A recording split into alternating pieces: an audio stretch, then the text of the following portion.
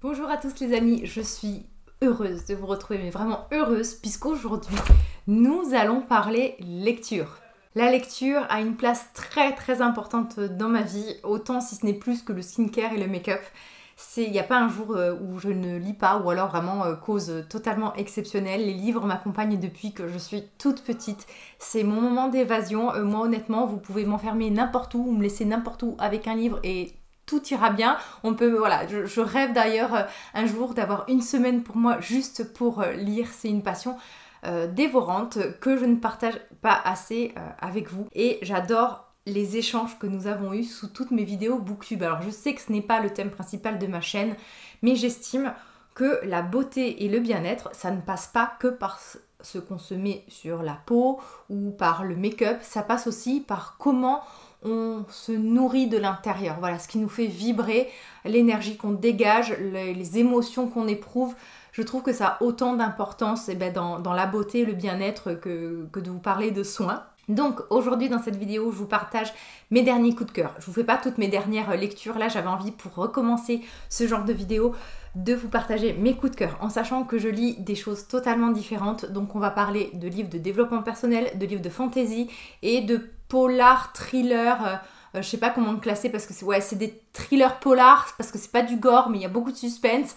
Bon bref, voilà, il va y avoir tout ça dans cette vidéo, donc je vous laisse avec la suite. Petit disclaimer, je n'ai pas du tout de formation littéraire, je ne suis pas libraire, plutôt même moi un bagage scientifique, donc c'est vrai que j'aime aller à l'essentiel, c'est dur pour moi des fois de broder sur un sujet. Là, je vais surtout essayer de vous passer les émotions que j'ai vécues à travers ces livres sans vous spoiler toute l'histoire, hein, parce que parfois j'ai des vidéos, je regarde beaucoup de vidéos Booktube et je vous avoue que parfois c'est tellement spoilé que j'ai même plus envie de lire le livre. Donc là, au-delà de l'histoire, c'est vraiment tout toutes les émotions que j'ai pu vivre au travers de ces livres. Je vous propose, on commence par les livres de développement personnel, par ensuite polar thriller et la fantasy à la fin. Côté développement personnel, j'en lis de moins en moins puisque je ressens de moins en moins le besoin d'en lire et que je suis arrivée à un certain moment de ma vie où il y a beaucoup de choses qui ne me conviennent plus dans le développement personnel, la discipline, les efforts, les machins, l'organisation, se lever à 5 heures du mat, méditer pendant 12 heures, non, tout ça, moi, ça me convient plus. Et donc du coup, c'est très dur de trouver des livres de développement personnel qui me touchent, qui me parlent. Pourtant, il y en a deux que j'ai bien aimés. Enfin, deux même plus, mais en tout cas, c'est mes deux derniers coups de cœur. Alors, le premier, c'est un livre de développement personnel / roman, c'est-à-dire que clairement, ça peut se lire comme un roman classique, mais derrière, il y a toute une approche un peu de développement personnel puisque ce livre va parler de ce qu'on appelle l'énéagramme. Ce livre, c'est de Laurent Gounel, un auteur que j'adore, mais vraiment. Un de mes livres préférés, c'est L'homme qui voulait être heureux. C'est ça le titre ? Ouais, que j'ai lu 2 ou 3 fois. Et là, celui-ci, c'est Je te promets la liberté. L'énéagramme, qu'est-ce que c'est ? C'est 9 types de personnalités qui vont forcément fonctionner différemment. En apprenant les personnalités de l'énéagramme, ça peut vous permettre d'avoir de meilleures relations avec votre prochain parce que selon le profil de la personne, on ne va pas du tout vivre la situation de la même façon, de l'interpréter de la même façon, donc ça peut créer du coup des incompréhensions et ça peut être vraiment un bon outil pour mieux connaître son prochain, pour mieux communiquer, pour développer aussi sa tolérance. L'histoire de cette jeune femme qui du jour au lendemain en fait se trouve un peu si vous voulez, elle a 10 jours pour remonter une affaire qui se retrouve un peu sur le fait accompli, c'est-à-dire que si dans 10 jours elle n'arrive pas à un certain objectif professionnel, elle se fera renvoyer. Et donc elle va faire appel à une personne qui va tous les jours, bon via de l'hypnose ou je sais plus quelle méthode, lui faire vivre en fait, parce qu'elle n'est pas satisfaite de ce qu'elle est, lui faire vivre une journée avec une personnalité de l'énéagramme. Donc chaque jour, cette femme va se réveiller avec une nouvelle personnalité et donc vous allez voir ensuite suivre cette histoire et vous rendre compte à quel point les mêmes choses, les mêmes personnes, le quotidien peut être totalement interprété et vécu différemment selon la personne. Moi, il y a un proverbe que j'adore, qui est de Gandhi, qui dit « De son propre point de vue, tout le monde a raison ». Et quand on a ça en tête, eh bien, on peut comprendre à quel point tout peut être interprété complètement différent et que chacun détient sa propre vérité en fait. Quelque part, cette femme tous les jours va se réveiller avec une personnalité différente et elle va l'expérimenter et forcément, elle va se rendre compte qu'au final, peut-être que celle qu'elle avait au départ, elle n'était pas si mal. Et c'est très très bien parce que c'est un livre qui vous permet en fait de voir un peu tous les panels d'émotions que peut avoir un humain, tout ce qu'on peut ressentir, toutes les incompréhensions encore une fois qu'on peut avoir au quotidien avec des gens de notre entourage, que ce soit notre mari, nos amis, nos collègues de travail. Donc là en plus ça se passe en plus dans le milieu professionnel, donc encore plus. Et c'est ultra, moi je trouve intéressant cette approche-là de tous les jours, et bien en fait vivre la même chose mais l'interpréter totalement différemment. Donc si vous êtes intéressé par l'énéagramme, je sais que ça intéresse beaucoup de personnes dans le développement personnel, ou juste que vous avez envie d'apprendre à mieux connaître les autres, à augmenter peut-être votre tolérance et votre compréhension de votre prochain, ce livre se lit super facilement puisque c'est romancé, c'est une histoire, ça se lit, mais voilà, c'est pas du tout prise de tête, faut pas réfléchir, je veux dire, vous suivez l'histoire, c'est fluide, c'est très très bien écrit, c'est simple, efficace, c'est du Gounel. Bon, par contre, le deuxième, côté développement personnel, La Divine Matrice de Greg Bradem. Là, les amis, il faudra un peu plus s'accrocher parce qu'on est vraiment sur un livre de développement personnel pur et dur, c'est pas du tout romancé. Alors, La Divine Matrice, ça nous parle de quoi? Ça nous parle de physique quantique. Et là, je sais que vous allez tous vous barrer en courant, mais non. En fait, si vous voulez, ça parle donc... attendez, je vais vous lire un peu le résumé. Le mariage de la science et de la spiritualité pourrait-il élucider les plus profonds mystères de notre passé et résoudre les problèmes qui menacent notre avenir? Donc en gros, ce livre va expliquer d'une façon presque mathématique et scientifique tout ce qu'il y a autour de notre système de croyances. Vous connaissez peut-être déjà ce qu'on appelle la loi de l'attraction. En gros, on attire ce sur quoi on porte un regard, une croyance, on attire ce qu'on croit, on attire ce qu'on vibre. Et en fait, là, ça l'explique d'un côté, parce que là, ça paraît de la magie, ça paraît totalement imaginaire, ça presque du charlatanisme. Un esprit rationnel, lorsqu'on parle de la loi d'attraction, si l'on vous parle des croyances, qu'on attire ce à quoi on pense, c'est totalement improbable, c'est du domaine presque du paranormal, de l'ésotérisme, et c'est complètement aberrant. Et moi, parfois, j'ai un côté très terre-à-terre, et il faut des fois qu'on m'explique les choses presque scientifiquement.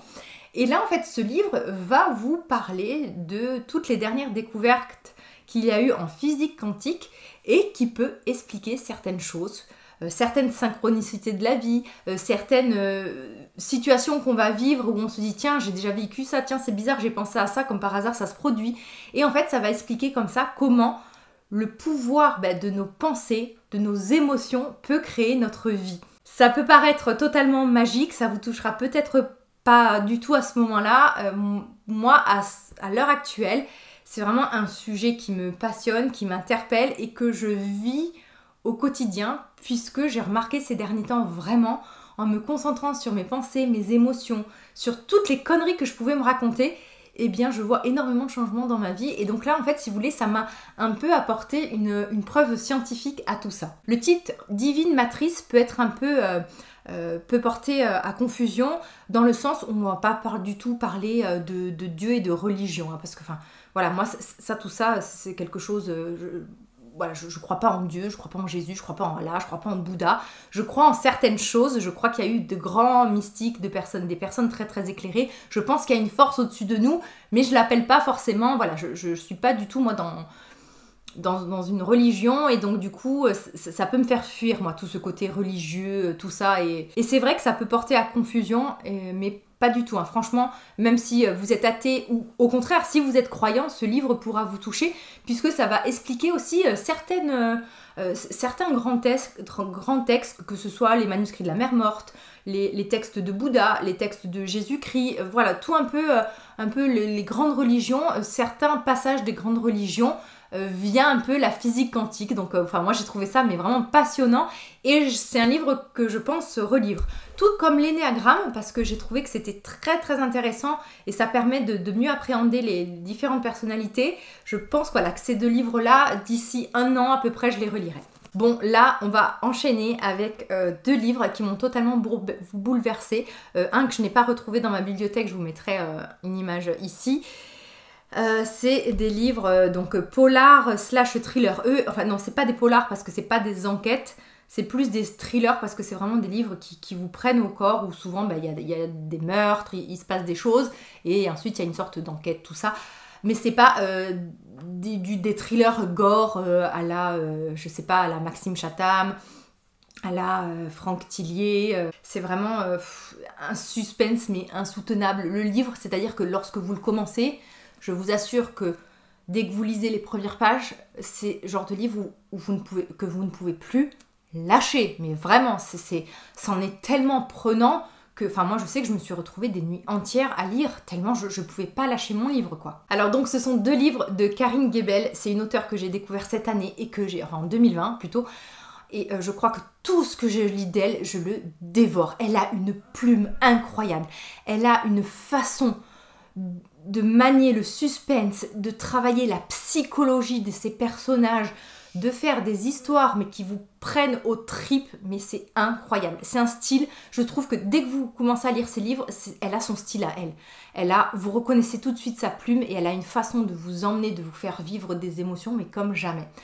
Un qui m'a énormément marqué, c'est Toute blesse, la dernière tue, qui est l'histoire de Tama. Tama, en fait, c'est une petite fille qui est en fait une esclave, qui est vraiment une esclave moderne. Ça se passe de nos jours et c'est totalement tiré de faits réels, Ça s'appuie sur... à l'heure actuelle, il y a encore une sorte d'esclavage. C'est terrible parce qu'on vit l'histoire de cette petite fille, on vit à quel point elle va souffrir, à quel point l'humain peut être cruel envers un autre humain, et c'est bouleversant. Je vous dis, c'est le livre qui est presque violent dans le sens où ça va parler de maltraitance, de violence, d'abus psychologiques, de torture psychologique, limite et torture physique aussi. Donc attention, il faut être bien accroché, il ne faut pas être sensible, il ne faut pas être en phase de dépression lorsque vous lisez ça, hein, parce que franchement, c'est très très dur à lire. Hein. Il y a des passages, je vous dis, ça vous retourne le ventre. Et après, ce que j'aime, c'est que dans ces livres, il y a toujours un switch au moment, en plein milieu du livre, vous avez toujours un switch, un événement qui se passe, il se passe complètement quelque chose de totalement différent. Donc il y a un peu deux histoires dans l'histoire. Et toute la psychologie des personnages est tellement bien travaillée, le rôle de victime, le rôle de bourreau, c'est exceptionnel. C'est un livre, je vous dis, vous le commencez, vous pouvez pas vous arrêter. J'ai presque envie d'en pleurer tellement... Il m'a marqué ce livre. La phrase est magnifique. Toute blesse. Là. Désolée, mais rien que d'y repenser, je vous dis, j'ai fondu en larmes, je ne sais pas combien de fois avec ce livre. La fin, n'en parlons pas. Et toute blesse, la dernière tue, en fait, ça parle des heures qui passent, en fait. Que toutes les heures qui passent, elles sont blessantes, elles sont dures, et que la dernière, c'est un livre, franchement... Il faut découvrir Karine Guébel, il faut découvrir ce livre, je vous dis, j'ai même pas les mots pour vous en parler, je pense que vous voyez à quel point je suis touchée, mais vous allez voir, c'est la rencontre de cette petite fille et ensuite d'un autre homme. C'est un autre homme qui est totalement isolé, qui a eu une vie, vous allez comprendre ensuite pourquoi il est totalement isolé, totalement associable. C'est de l'émotion, c'est de l'amour, c'est de la violence, c'est très très très puissant, c'est magnifique. Le second de Karine Guébel que j'ai vraiment dévoré, c'est l'un de mes plus grands coups de cœur de l'année 2020, c'est Le Purgatoire des innocents.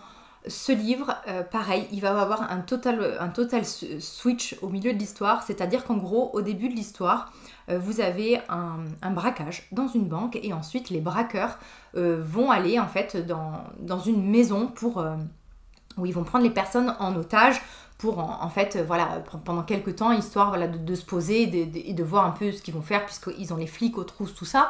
Et là, il y a un retournement de situation mais totalement improbable et vous vous dites waouh! Les deux personnages principaux, ce sont deux frères qui ont une très très belle relation et qu'on va suivre. Et je sais pas comment vous en parler plus sans vous spoiler l'histoire, mais en gros, c'est pareil, encore une fois, à chaque chapitre, des chapitres courts, des chapitres prenants, des chapitres durs, vous avez à chaque fois un suspense, mais insoutenable. À chaque fois, vous êtes obligé de continuer à lire la suite parce que vous dites non, c'est pas possible.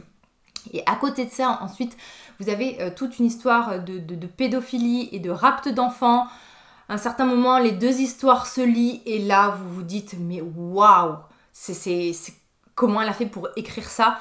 Et pareil, avec des personnages, avec la psychologie qui est ultra travaillée, en gros presque le méchant qui a à la fin le rôle du gentil, enfin il y a toutes les émotions humaines. Ça vous fait tellement vivre des émotions fortes et ça vous fait voir en fait, pareil, hein, qu'un méchant n'est pas si méchant et qu'au final ça peut être le gentil de l'histoire, quoi. Et ça, ce switch-là, il est hyper intéressant.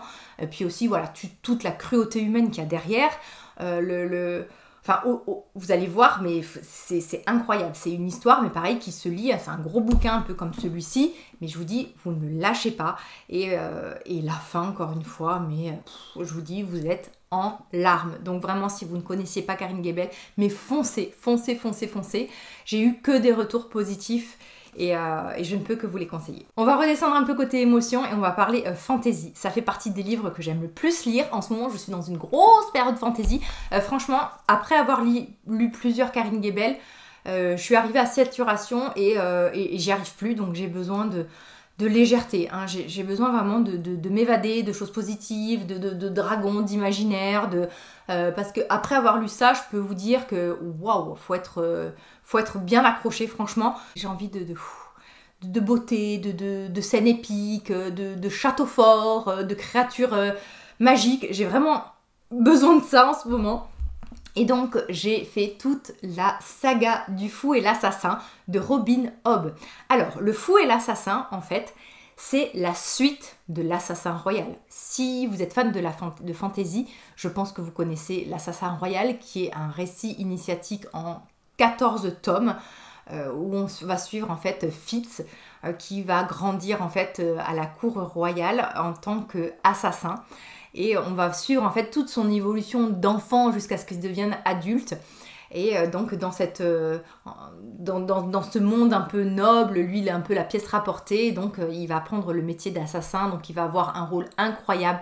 C'est un monde très très riche. Robin Hobb a créé un monde mais d'une richesse, et chaque personnage, mais c'est ça aussi moi que j'aime, c'est que vraiment au-delà du monde, au-delà de la magie qu'elle a créée, elle a créé donc ce qu'on appelle la magie du vif, qui est une sorte de magie qui vous met en lien avec des animaux et qui vous fait ressentir ce que ressent un animal avec lequel vous vous liez. Et donc ça c'est magnifique, en plus moi qui aime les animaux, n'en parlons pas. Et elle a créé aussi une autre sorte de magie qui s'appelle l'art, qui est une sorte de force à la Star Wars, mais un peu comme un fleuve. Enfin, c'est très, très dur de vous parler de cette magie-là, parce que c'est pas de la magie de pouvoir, voilà, où on lance des boules de feu, quoi. C'est vraiment... c'est propre à son univers. Les personnages principaux sont donc Fitz et son ami qu'on appelle le Fou, qu'on va retrouver en fait des années après, et toute la nouvelle saga donc qui est en 6 tomes, le Fou et l'Assassin, c'est eux à l'âge adulte, c'est eux après avoir évolué avec une personnalité qui a totalement changé. La caractéristique de ces livres, c'est que vraiment vous vivez les émotions de chaque personnage. Chaque chapitre, c'est un personnage différent qu'il raconte à la première personne, avec tout le panel d'émotions, voilà, de ce que peut vivre la personne. C'est des personnages un peu tiraillés, un peu torturés, qui ont du vécu, qui vivent des situations très très dures. Il y a de l'amour, il y a de l'amitié, il y a de la loyauté, il y a de la magie, il y a une histoire mais ultra prenante. Franchement, c'est un univers mais ultra riche. Le Fou et l'Assassin, j'ai dévoré les 6 tomes d'affilée sans réussir à les lâcher. C'est magique, il y a une histoire, il y a des dragons au milieu, il y a ce qu'on appelle les vive-nefs, qui sont des bateaux, des bateaux vivants, je vais pas vous en dire plus. C'est un univers mais incroyable. Et vraiment, on suit l'évolution de ces personnages à l'âge adulte, qui sont devenus papas. Il y a une petite fille aussi au milieu. On vit aussi l'histoire de cette petite fille qui est totalement différente des autres enfants. Donc on vit la différence aussi justement de cet enfant qui grandit sans comprendre pourquoi elle est différente des autres. et vous allez voir à quel point elle est différente des autres.